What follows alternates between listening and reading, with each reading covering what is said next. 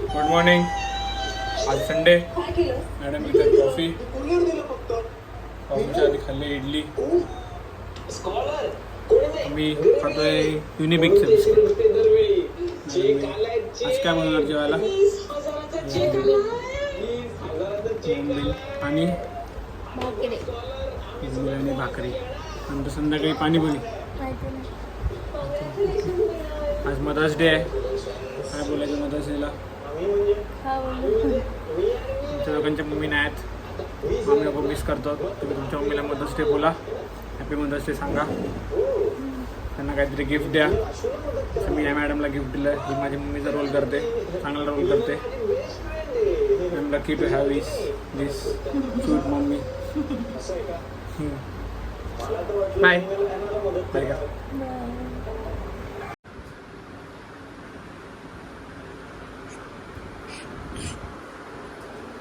Happy mother's day. Your good mother. लहान पोरगा आहे ना म्हणून. मला पण फादर्स डेला विश केलेलं. विसरली काय?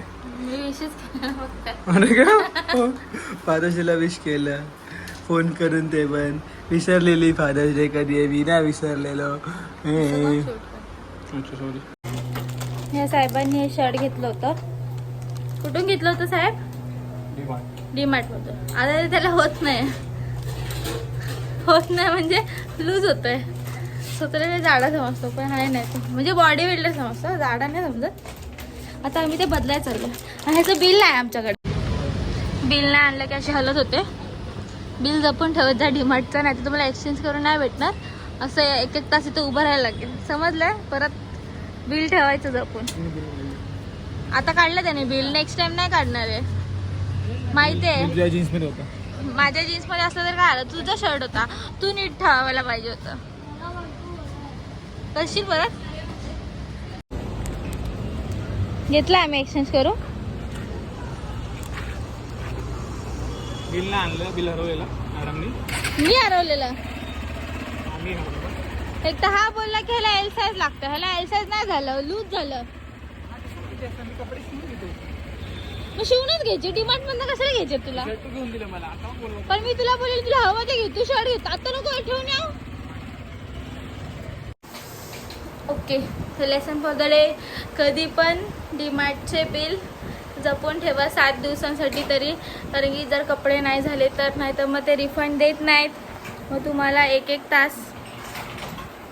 अर्धा तास उभं राहावं लागतं तिथे, जोपर्यंत त्यांच्या मॅनेजर नाही तोपर्यंत.